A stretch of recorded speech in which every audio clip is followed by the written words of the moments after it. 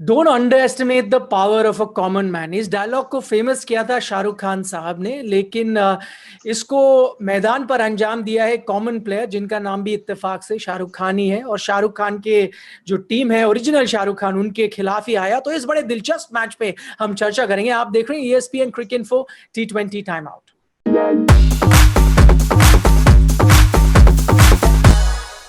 हमारे साथ है संजय मांजरेकर। संजय, बहुत सारी चीजें बात करने के लिए, लेकिन सबसे पहले तो हमें मसाले में बहुत मजा आता है बात करने में, तो वो कैच पे मैं जाऊंगा क्योंकि टर्निंग पॉइंट हो सकता था। त्रिपाठी वो कैच लेते हैं, टेलीविजन अंपायर राहुल का वो कैच कहते हैं कि क्लीन नहीं था।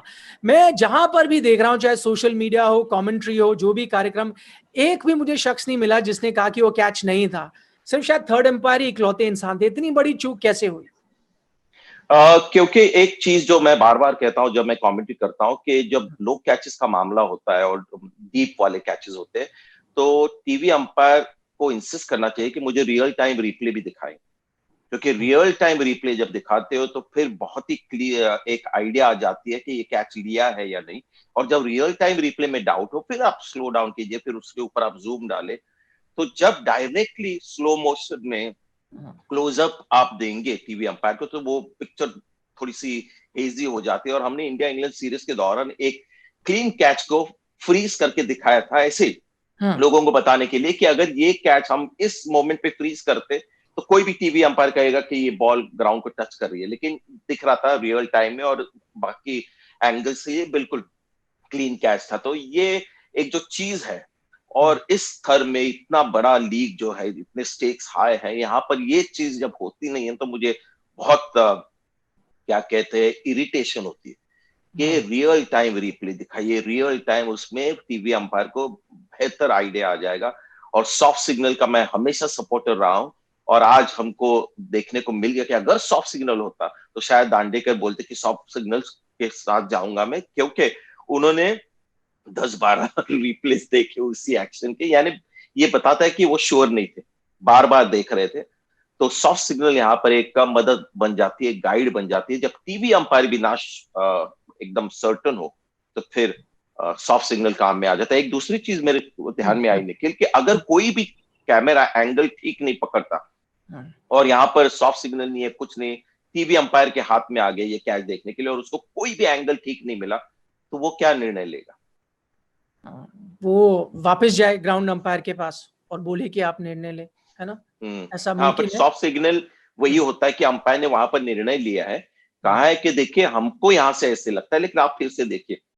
तो इसमें मुझे लगता है नुकसान क्या है, वो ये नहीं बता रहे कि हम यहाँ सॉफ्ट सिग्नल ले रहे हैं, लेकिन हमारी बात मानो, आप देखो कि हमारी ये जो राय है, ये राय है, डिसीजन, ये राय है, आप देखिए सही है या गलत। इस बीच केएल राहुल ने तो कप्तानी पारी खेली, 67 रन बनाए 55 गेंदों में, शानदार पारी थी। लेकिन मैं उस युवा खिलाड़ी के बारे में बात करूंगा, शाहरुख खान के बारे में। 200 से ज्यादा, 244 का स्ट्राइक रेट है उनका। बहुत अहम पारी थी और शायद इसके बाद ड्रॉप करने की हिम्मत ना हो पंजाब किंग्स को आगे जाते हुए।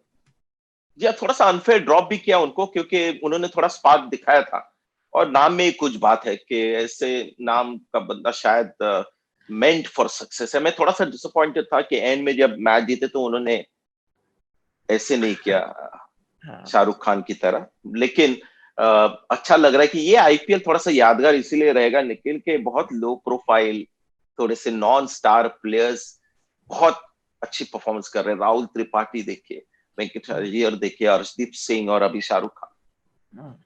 हमने उस कैच के बारे में तो बात करी जो कोलकाता नाइट राइडर्स ने लिया, लेकिन अंपायर ने आउट नहीं दिया। लेकिन हमारा दूसरा पॉइंट है, कोलकाता ने गिराए कुछ अहम कैच, कुछ कैच जो जहन में आते हैं। एक तो मयंक को 0 पे ड्रॉप कर देते हैं मॉर्गन, त्रिपाठी अंत में शायद वो जो कैच नहीं दिया, उसके बाद वो जो आखिरी में था शायद कैच लेते फिर भी मैच पलट सकता था। पूरन का भी एक कैच ड्रॉप हुआ। तो कहीं ना कहीं इनको खुद अपने आप को दोष देना होगा इस हार का।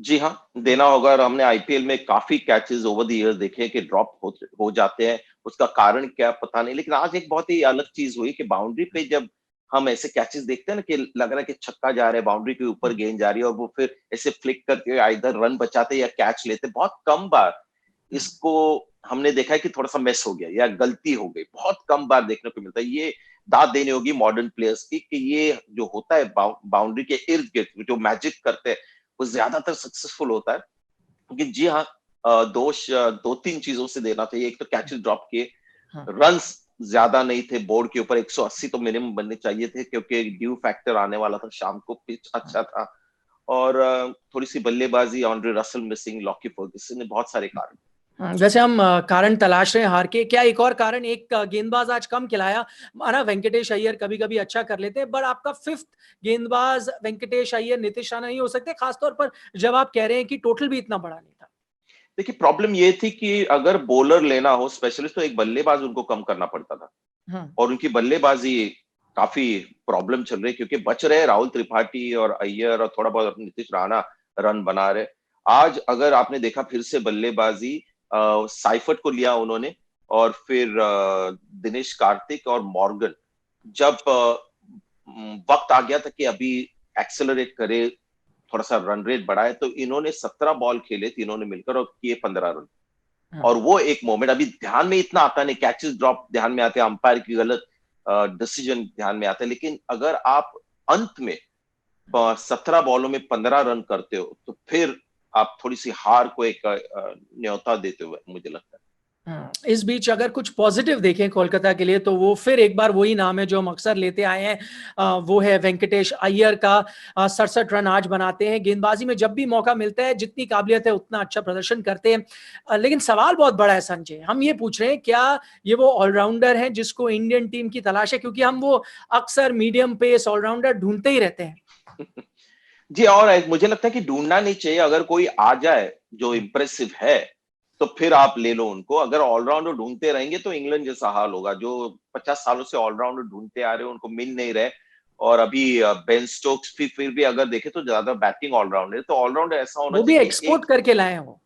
जी हाँ, तो ऐसा होना चाहिए ऑलराउंडर को, जो एक एरिया में एकदम स्पेशलिस्ट हो, बिल्कुल।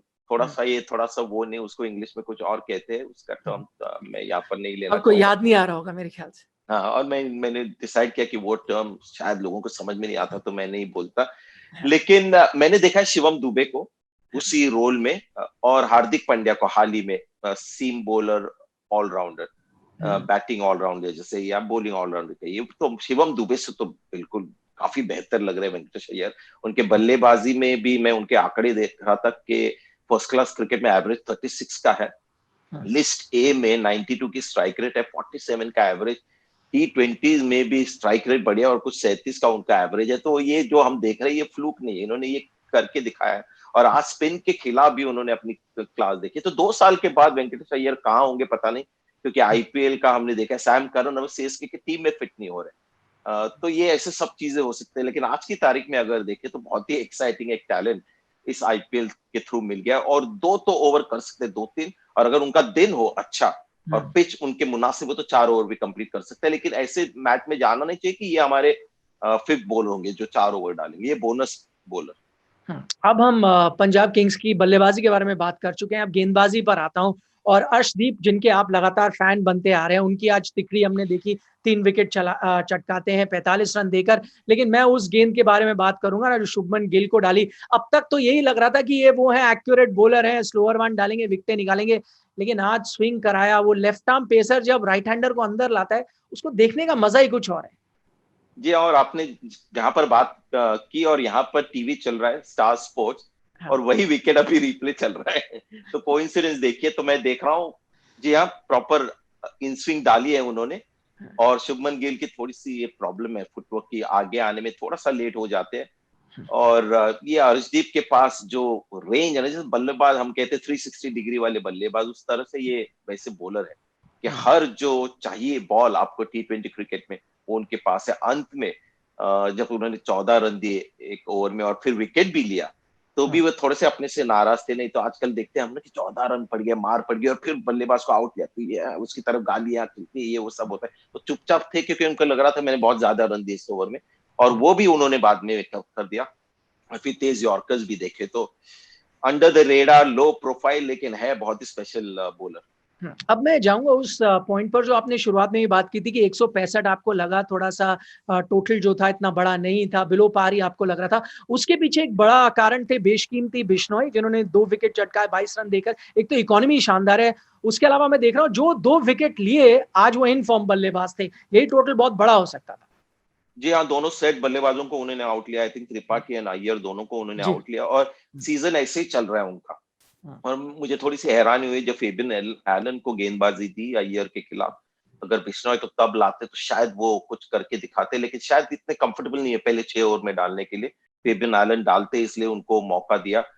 लेकिन है बहुत अच्छा लगता है क्योंकि पहले खेल नहीं रहे थे, उनको थोड़ा-सा बाहर किया था टीम के बाहर।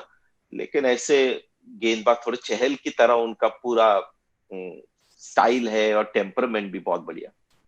और ये नतीजा जो है 5 विकेट से पंजाब किंग्स जीती है कोलकाता के खिलाफ। इसने मिड टेबल बैटल को बहुत ही एक्साइटिंग बना दिया है। 3 टीमें अब जद्दोजहद कर रही हैं उस प्लेऑफ स्पॉट के लिए, तो आगे आने वाले मुकाबले बेहद दिलचस्प होने वाले हैं। संजय बहुत-बहुत शुक्रिया हमारे साथ चर्चा करने के लिए। आप देख रहे थे ESPN क्रिक इन्फो T20 टाइम आउट।